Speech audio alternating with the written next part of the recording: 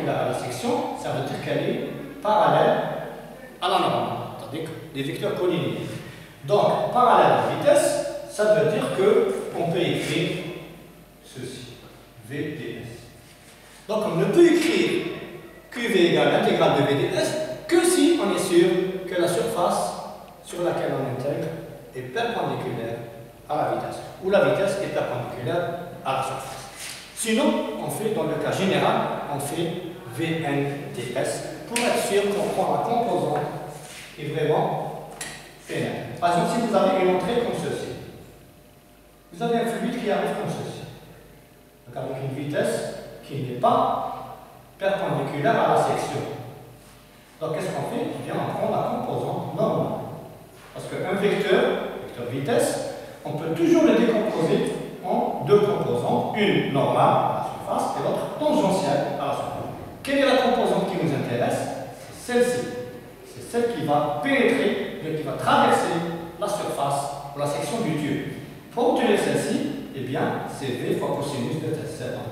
Et le cosinus de 7 ans est obtenu par la vitesse, je la reprends ici, c'est le cosinus de l'angle qui existe entre la normale et la vitesse. C'est ce que nous avons fait ici. Donc voilà la définition vraie d'un débit volumique. Tout le reste, c'est des cas particuliers. Des cas particuliers. C'est-à-dire, si V est perpendiculaire à S, si le vecteur vitesse, donc n'oublions pas que V, c'est le vecteur vitesse. Si V est perpendiculaire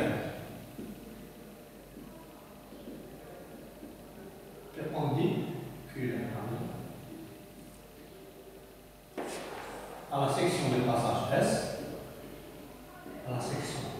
S, eh bien, vous aurez V fois N égale V. Tout simplement.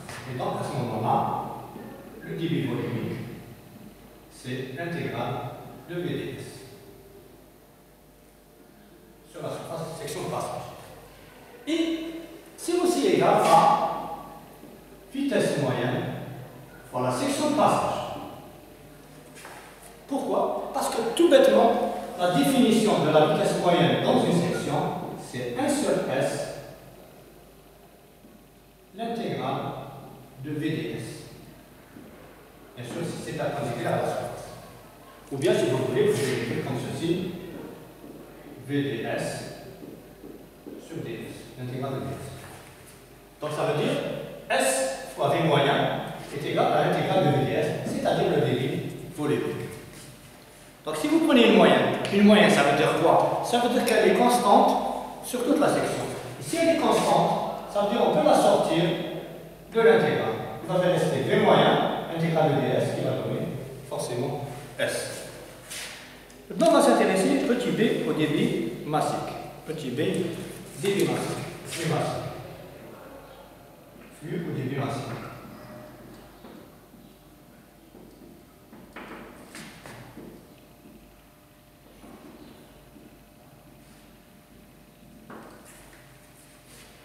Ce qui est difficile à comprendre pour les étudiants, c'est cette histoire de VNDS. Je vais l'expliquer. Donc, n'en faites pas un plan. Généralement, quand on a un exercice ou un problème à faire, on connaît la direction de notre vitesse, on connaît le placement de la section, donc on sait si elles sont perpendiculaires ou pas. Et donc, on s'arrange toujours pour prendre la composante perpendiculaire, et donc on n'aura même pas besoin de faire le produit scalar. C'est-à-dire, ces deux-là, on sera remplacés par V1, c'est-à-dire la composante de vitesse normale à la section. Tout simplement. Donc, il ne faut pas avoir peur du produit scalar avec la normale.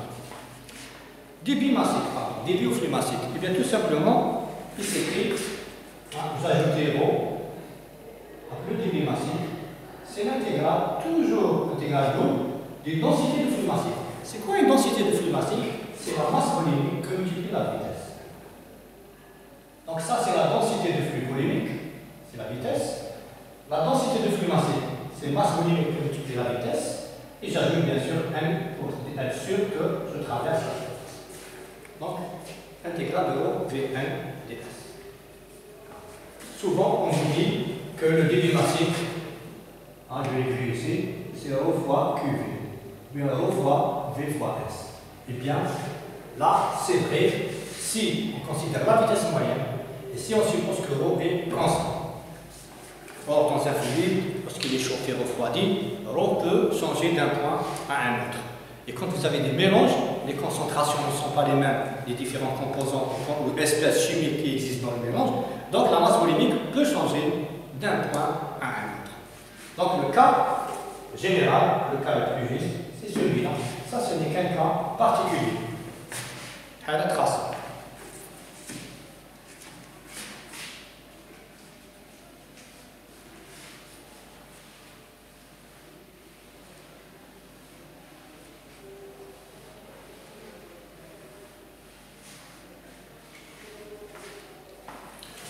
Maintenant, on va s'intéresser à une espèce chimique.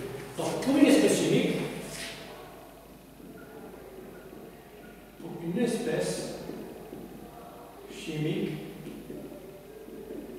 A dans un mélange,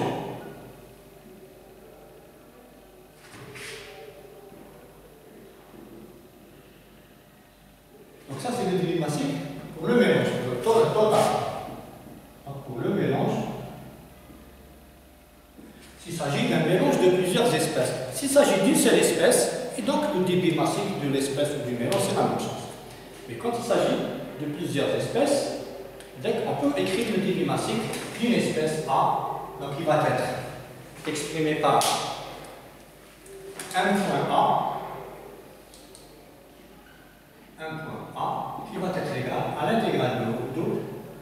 Donc au lieu d'utiliser la masse volumique de l'espèce A, on utilise une autre candeur qu'on appelle la concentration massique de l'espèce A, multipliée par VA fois N fois ds. Et à ce moment-là, c'est quoi c'est A? C'est la concentration massique de l'espèce A. Concentration, on appelle au lieu de masse volumique, concentration massique de l'espèce A, qui est donnée en kilogrammes par mètre cube aussi, comme la masse volumique. VA, c'est la vitesse de déplacement de l'espèce A. Vitesse de déplacement de A. Donc j'ai mis la barre, ce n'est pas un vecteur, attention, c'est pour faire la différence entre concentration massique et concentration molaire, comme on va le voir. Bon, pourquoi concentration massique? Parce qu'une masse volumique d'une espèce A, définition fondamentale si vous voulez, une masse volumique, c'est un A sur VA, c'est-à-dire la masse d'une certaine quantité, d'un certain volume de A. Par contre, que la concentration massique, elle est égale à MA sur le volume total, quand on a un mélange.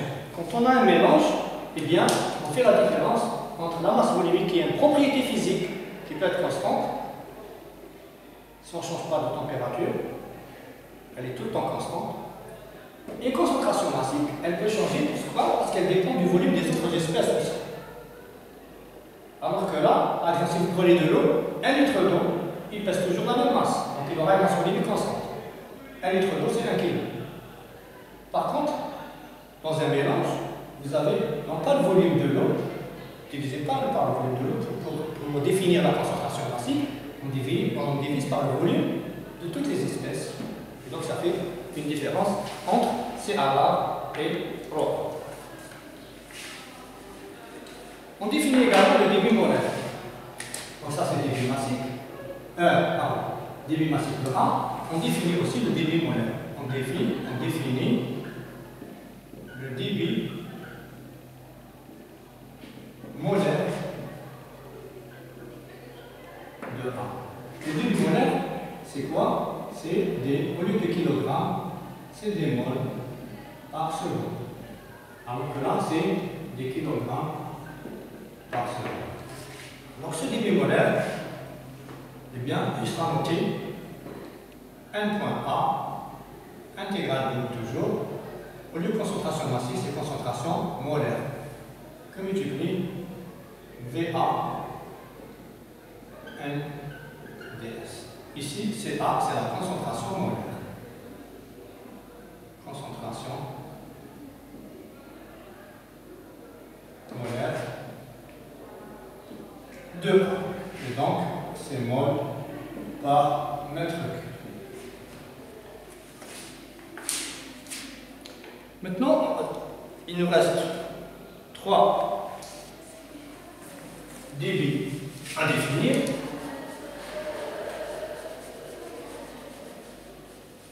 Au flux. Donc, je commence le flux de quantité de mouvement, petit c, flux de quantité de mouvement. Flux de quantité de mouvement. Attention, je suis définir le flux de quantité de mouvement convectif. Parce que vous avez le flux de quantité de mouvement diffusif, qui obéit à la loi de Newton, si c'est un flux de Newton.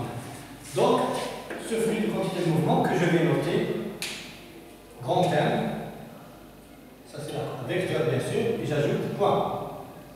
Parce que débit, qui va être égal à l'intégrale de la densité de flux de quantité de mouvement, rho V, et j'ajoute Vn ds. Donc le résultat est un vecteur, parce que ça c'est un scalaire, mais ça c'est un vecteur. Donc voilà la densité de flux de quantité de mouvement convectif.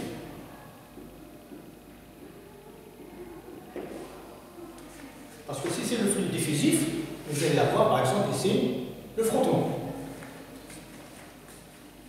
Vous intégrez le frottement, ce qui va vous donner une force de frottement, une force. Et le débit de quantité de mouvement, c'est une force. Si on regarde les unités, c'est une force. C'est-à-dire M gamma. Pourquoi un gamma? Parce que 1 plus L, c'est rho V, la vitesse, 1 point V point. Donc vous divisez la vitesse par temps. Quand vous obtenez l'accélération, pardon, c'est pas rho, mais c'est 1. M dans masse, M gamma. Donc un flux, un débit de quantité de mouvement, c'est des newtons.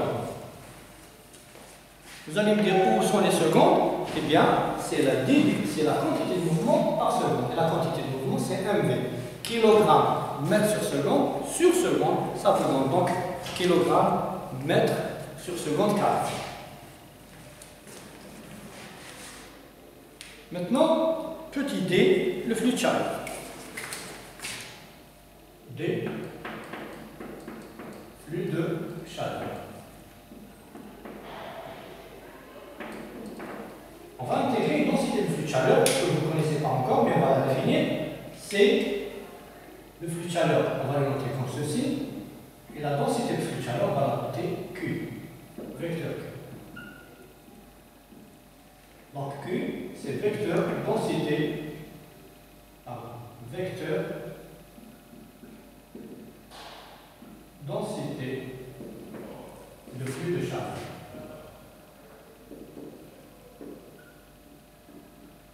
Donc à chaque fois, n'oubliez pas, quand on parle de débit ou de flux, on intègre une densité de flux, ce qu'on intègre sur la surface. Vecteur densité de flux de chaleur est donné dans joule par mètre carré par seconde, ou bien watt par mètre carré. Parce que joule sur seconde, c'est des quantités. Et ce vecteur densité de flux, il peut être de convection ou de diffusion, qu'on appellera la convection, comme on le verra plus tard. Et je vous donne par exemple un flux d'enthalpie. En dernier, donc petit e, un flux ou un débit d'enthalpie.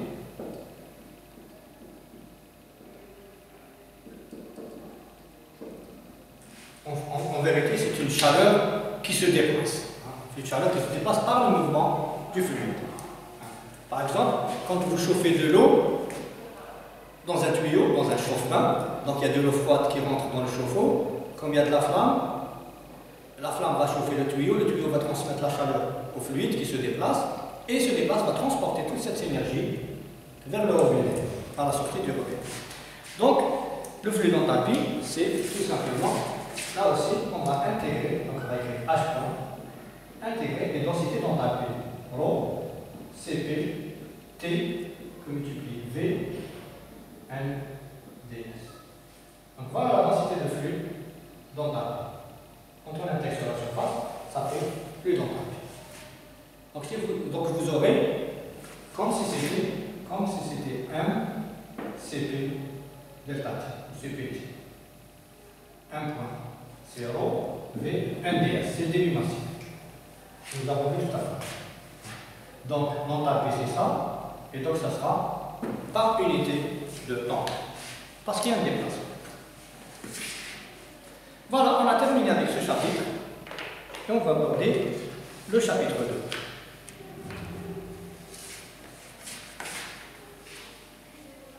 Donc vous avez vu que le chapitre 1, c'est des aspects généraux, c'est-à-dire on a défini les phénomènes de transport, qu'est-ce que c'était, et on a défini le transport diffusif et le transport convectif, en quoi il y a deux modes de déplacement de la matière, de la chaleur, de la quantité de mouvement. Il y a un mode microscopique qu'on appelle diffusion ou mode diffusif, et un mode macroscopique qui est dû au déplacement du fluide, qu'on appelle la convection ou mode convectif.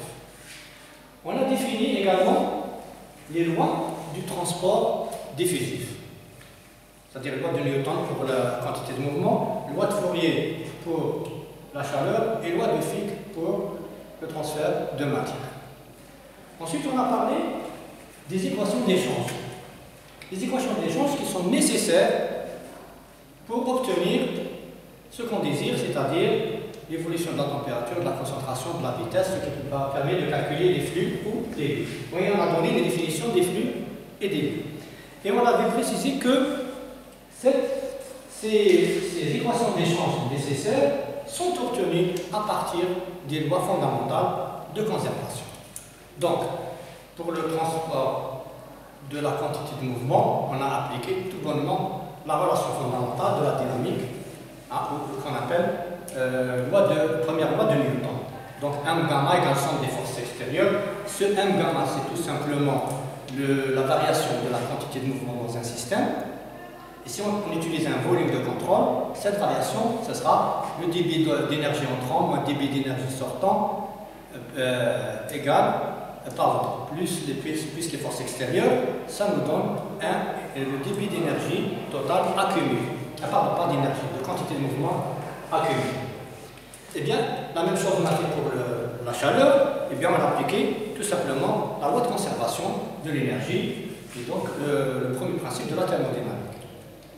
Pour ce qui est de la masse, eh bien on a tout simplement appliqué le bilan, ou bien la loi de conservation de la masse, qui dit que dans un système, il n'y a pas de variation de masse, elle reste constante. dm sur dt égale 0, dérivée droite. Si on travaille avec un volume de contrôle, ce dm sur dt qui est égal à 0, ça donne un débit entrant moins débit sortant plus débit, un débit entrant moins débit sortant égale un débit de masse accumulée. Donc, et on a défini différentes grandeurs pour calculer les flux, les opérateurs mathématiques nécessaires pour aborder ces problèmes de phénomènes de transport. Et on va commencer par, on va aborder le chapitre 2. J'ai préféré commencer par transfert de chaleur. Pourquoi? Parce que faute de temps, j'ai peur de ne pas arriver à terminer le programme, c'est-à-dire les 3 chapitres qui me restent, qui sont transfert de chaleur, transfert de matière, transfert de quantité de mouvement. Je préfère sacrifier quantité de mouvement. Pourquoi? Parce que vous avez déjà fait mécanique des fluides et vous allez encore faire une unité fondamentale intitulée transfert de quantité de mouvement. Donc, vous connaissez déjà une partie de cette histoire de transfert de quantité de mouvement. Donc, transfert de chaleur, chapitre 2. Chapitre 2.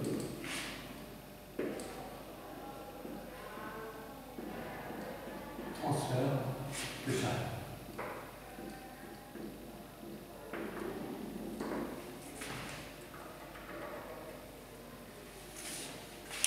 De 1, généralité.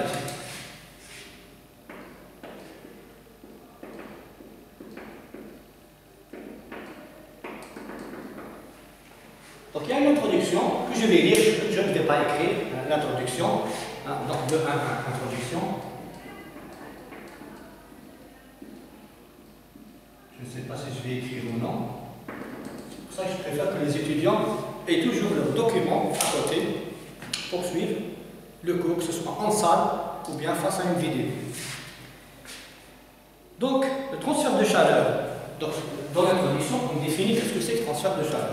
Le transfert de chaleur, c'est le transfert de l'énergie thermique entre deux points d'un même corps ou bien de deux corps différents sous l'influence d'une différence de température. Sous l'influence, c'est-à-dire entre les deux points 1 et 2, il doit y avoir une différence de température. Donc si la température des deux points est la même, il n'y a pas de transfert de chaleur. Donc il faut sabab. Sabab, la cause de ce transfert de chaleur, c'est d'abord et avant tout une différence de température. Et j'ai dit entre dans le même corps ou bien de deux corps. Un même corps, par exemple, dans une barre métallique ou dans une cuillère. Une cuillère, quand vous mettez une cuillère dans de l'eau chaude, la partie elle est chaude, la partie supérieure elle est froide, mais au bout d'un certain temps, elle va chauffer parce qu'il y a un transfert de chaleur. Et là, dans le même corps, même matériau. Mais vous pouvez avoir un transfert de chaleur entre l'air et la surface du mur, entre l'air et votre peau. Et là, quand vous sentez le froid, ça veut dire qu'il y a de la chaleur qui sort de votre corps. Donc il y a un transfert entre la surface de votre corps et l'air ambiant. Et si vous avez chaud, c'est que c'est de la chaleur qui rentre. Donc la sensation de chaud et de froid, c'est une histoire de flux de chaleur, et non pas une histoire de température. Donc, cette énergie, elle peut être transférée avec un support matériel,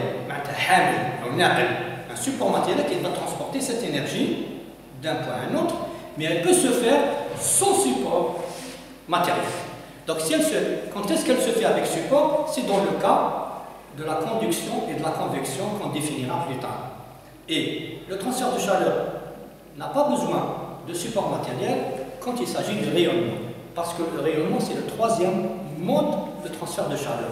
Donc, contrairement à la matière et à la quantité de mouvement qui possède donc deux moyens de transfert, ou bien deux modes de transfert, diffusif et convectif, eh bien, le transfert de chaleur possède trois modes de transfert.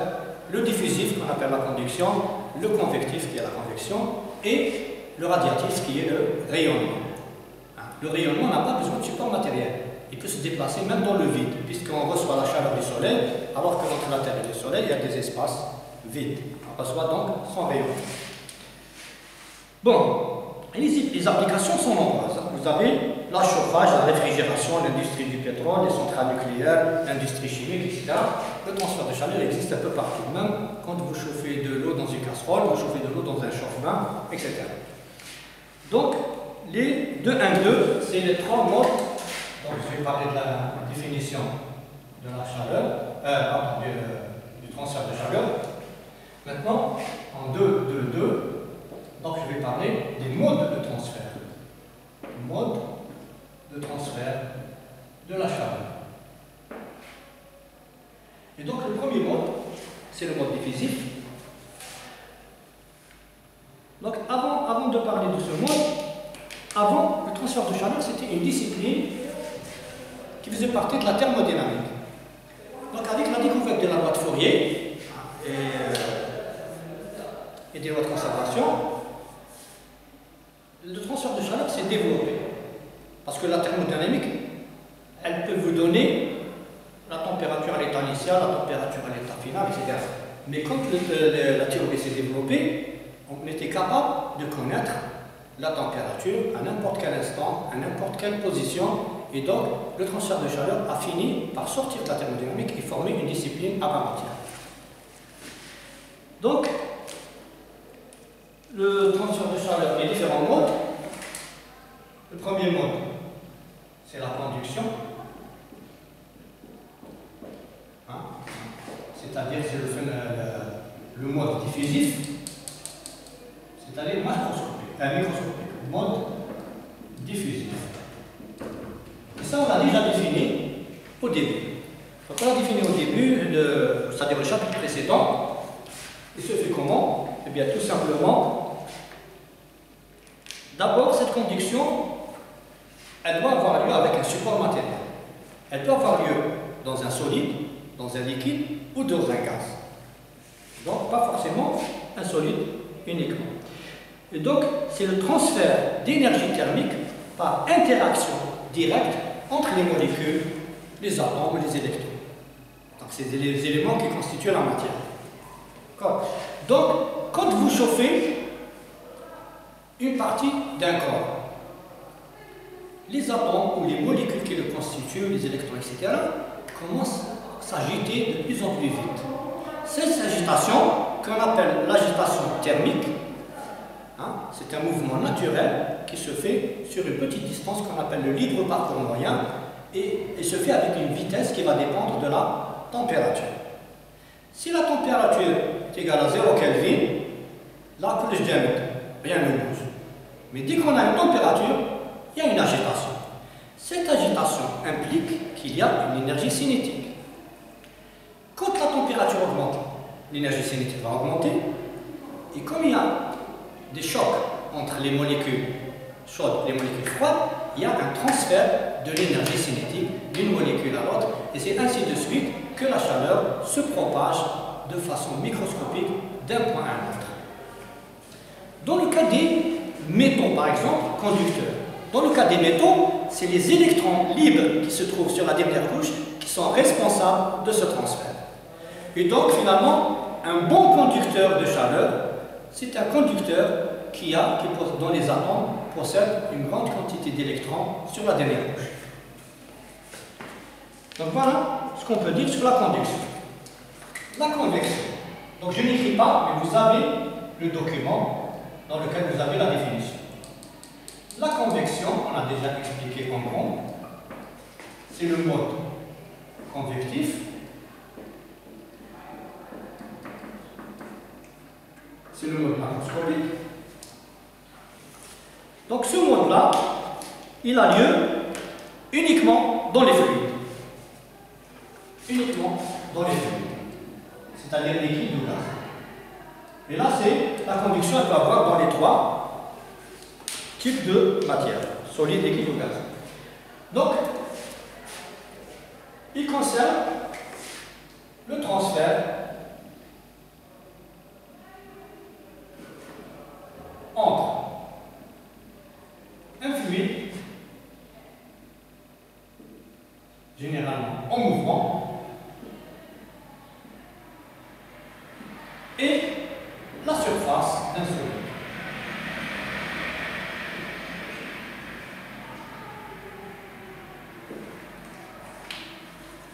Donc ce transfert, il est dû au mouvement macroscopique du fluide.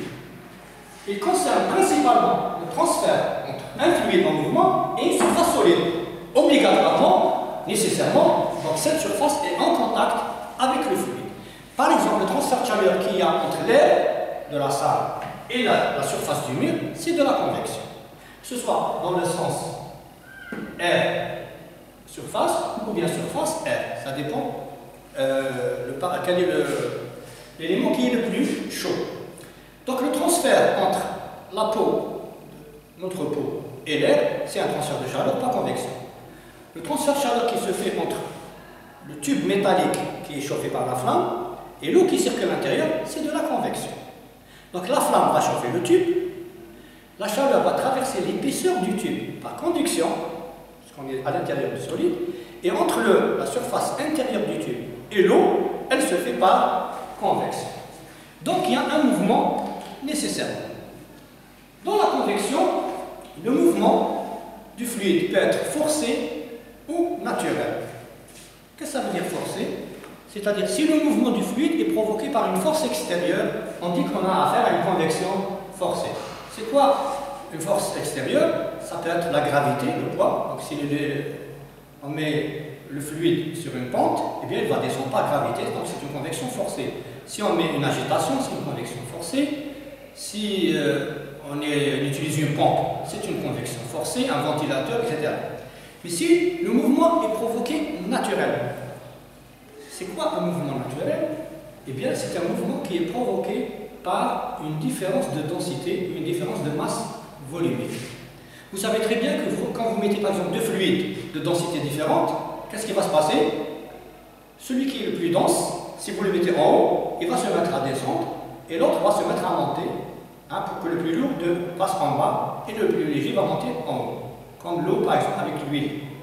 Eh bien, ce mouvement il est naturel, il est dû à la différence de densité. Mais vous pouvez avoir un mouvement naturel avec un seul fluide, en jouant sur la masse volumique.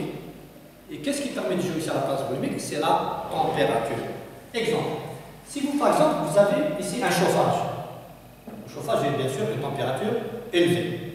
L'air qui se trouve au contact de ce chauffage, il va se chauffer, donc sa masse volumique va baisser, et donc elle va devenir plus faible, inférieure à la masse volumique de l'air froid qui se trouve un peu plus loin. Et donc, naturellement, c'est ce qu'on appelle la poussée d'Archimède, le plus léger va monter, donc il sera poussé par le plus lourd. Donc, l'air froid va venir par en bas, il va pousser l'air chaud va monter et remplacé par l'air froid qui va se chauffer, monter à son tour, et ça vous fait un mouvement de convection naturelle. Donc, si le mouvement est provoqué par une différence de masse volumique, on dit qu'on a affaire à une convection naturelle. En anglais, on utilise le mot free convection, c'est-à-dire la convection libre. Voilà pour la convection. Et enfin, le dernier mot, c'est le rayonnement.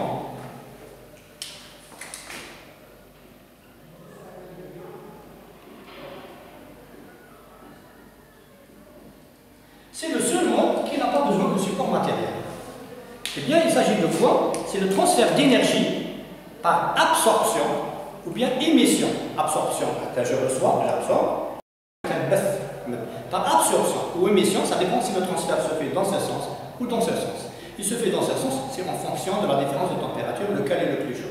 Donc la chaleur circule toujours du plus chaud vers le plus froid. Donc c'est un transfert par absorption et émission de quoi? De rayonnement, bien de radiation électromagnétique, électromagnétique entre deux milieux de température différentes. Et ces milieux doivent être séparés soit par un milieu transparent, un milieu semi-transparent, ou bien le vide. S'il y a le vide, il y a un rayonnement entre les deux. S'il y a un milieu transparent ou un semi-transparent, il y a un rayonnement entre les deux.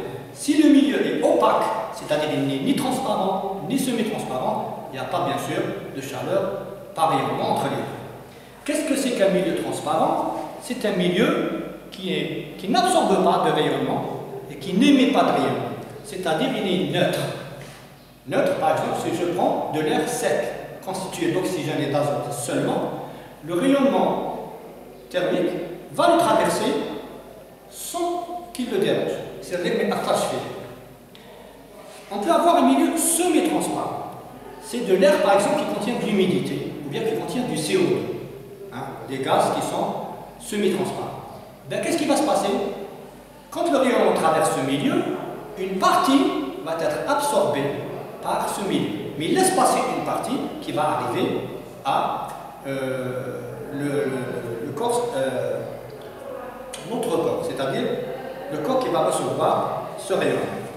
Donc c'est ça un rayonnement, c'est ça un corps ou un milieu semi-transparent. Donc on va passer au paragraphe 2, définition générale.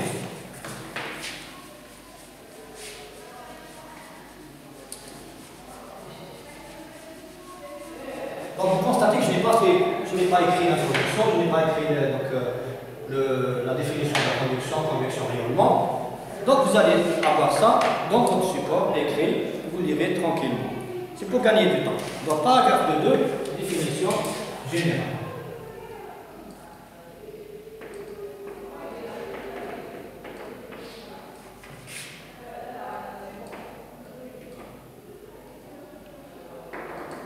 Définition générale. Et on commence par 2.2.1, champ de température.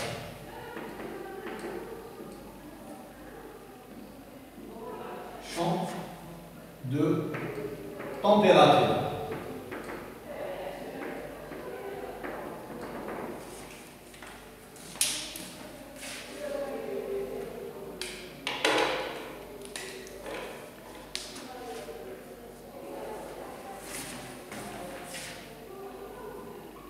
point,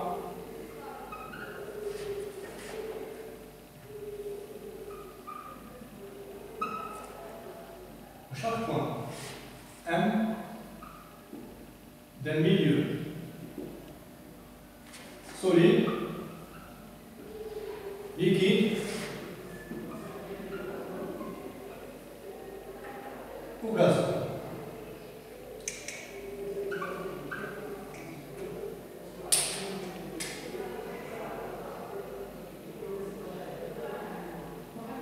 On peut définir